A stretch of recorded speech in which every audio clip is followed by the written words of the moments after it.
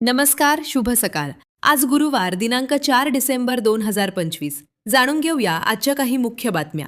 आपण ऐकत आहात मराठी अपडेट समूहाचे दररोज सकाळी 7:30 वाजता प्रसारित होणारे Marathi update morning news podcast. जिल्ह्यातील विविध भागांमध्ये जंगली जनावरांपैकी विशेषतः बिबट्या हा हिंस्र प्राणी संचार करताना दिसून येत आहे. रस्त्यालगत तसेच वस्ती परिसरात वारंवार बिबट्याचे दर्शन होत असल्यानं भीतीचे वातावरण निर्माण झाले. अनेक शेतकरी, महिला, लहान मुले आणि गुरेढोरे यांच्यावर हल्ल्याच्या घटना घडत आहेत. याबद्दल वन विभागाकडून निश्चित उपाययोजना होणं आवश्यक आहे, असा मुद्दा खासदार रवींद्र चव्हाण यांनी लोकसभा अधिवेशनात गुरुवारी उपस्थित केलाय. साधारणपणे ग्रामीण भागात कृषी पंपांना रात्री वीज दिली जाते, त्यामुळे शेतकऱ्यांना पाणी देण्यासाठी अंधारात शेतात जावे लागते आणि या वेळेत वन्य प्राण्यांच्या हल्ल्याची शक्यता अधिक असते. या पार्श्वभूमीवर केंद्र सरकारनं राज्यांशी समन्वय साधून शेती पंपांना दिवसा वीज पुरवठा करण्याचा निर्णय घेतल्यास अशा हल्ल्यांची संख्या लक्षणीयरित्या कमी होऊ शकते. याशिवाय वन्य प्राणी शेतात घुसून पिकांची मोठ्या प्रमाणात हानी करतात. त्यामुळे वनक्षेत्रालगतच्या शेती भागात कुंपण उभारण्यासारख्या उपाययोजनांची गरज आहे,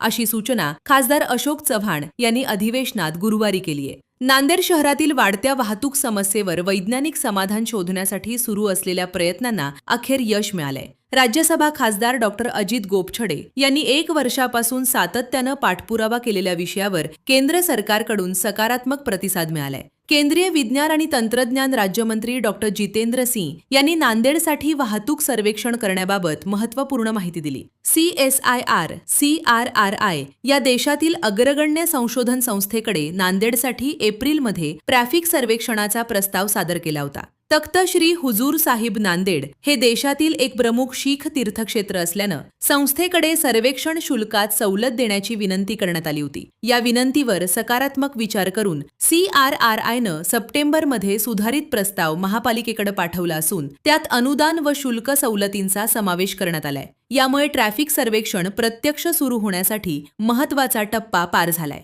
नांदेड दक्षिण विधानसभा मतदारसंघात खेळाडूंना प्रोत्साहन मिळावे, क्रीडा क्षेत्रात नांदेड जिल्ह्याचा नावलौकिक व्हावा, तरुणांचं आरोग्य उत्तम राहावे, यासाठी असरजन येथे 25 एकरवर इनडोअर स्टेडियम उभारण्यात यावे, अशी मागणी आमदार आनंदराव पाटील बोंढारकर यांनी काल रोजी राज्याचे क्रीडा मंत्री माणिकराव कोकाटे यांच्याकडे केली आहे. दररोज Marathi update morning news podcast ऐकण्यासाठी मराठी अपडेट पॉडकास्ट चॅनलला सबस्क्राईब करा. धन्यवाद.